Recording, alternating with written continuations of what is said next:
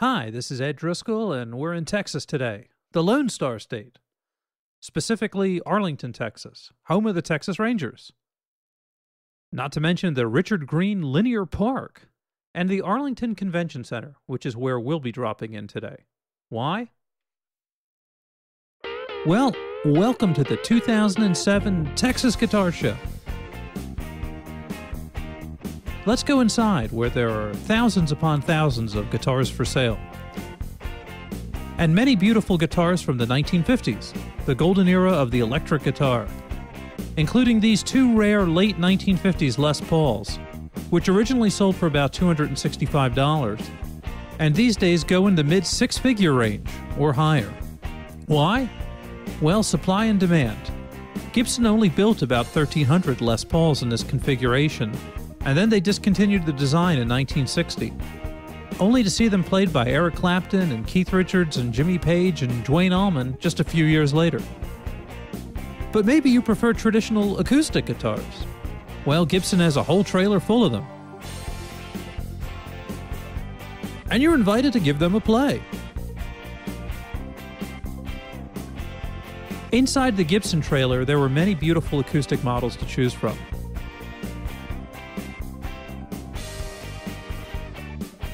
Some with remarkably ornate craftsmanship. But what if you wanted to buy one? Well, right outside the trailer was the display for Fuller's Vintage Guitars of Houston, Texas. And they had many more to choose from. So make an offer. But still, it's the electrics that bring collectors to the show, including more rare late 1950s Les Pauls, these owned by Tom Whitrock of Springfield, Missouri's Third Eye Music. Gibson sold their first Les Paul in 1952, and it was painted gold. They switched from gold to sunburst in 1958. So arguably, the first reissue of the model occurred in 1959. But alas, this one's not for sale. And neither is this 1958 Les Paul, sadly. But still, they're beautiful to look at, aren't they?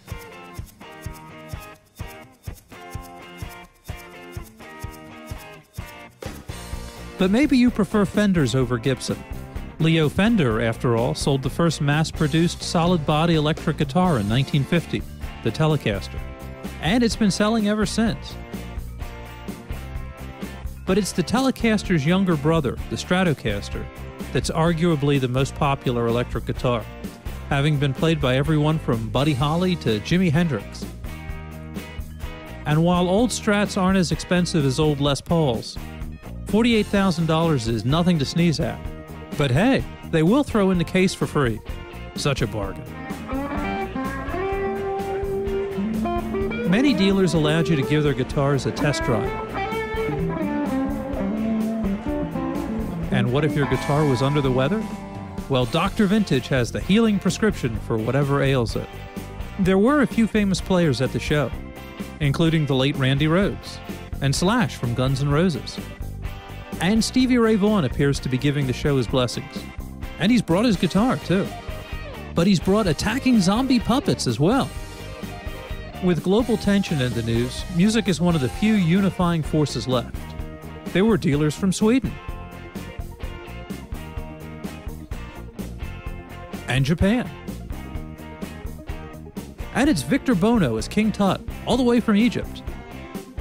But it's nice to know that it's American guitars that still bring the world together in these trying times. But what if you don't know how to play? Chet Atkins will help you get started. And he's brought reinforcements. Alas, not surprisingly perhaps, there weren't all that many women present at the show. And those few that were there tended to be of a rather exotic nature. But given that we're in Texas, there was the occasional Southern belle. Pretty in pink, but she really wanted to be left alone, it seems. And no mole star either. If you didn't see a guitar that caught your fancy, there's always next year in nearby Dallas. Bring your friends.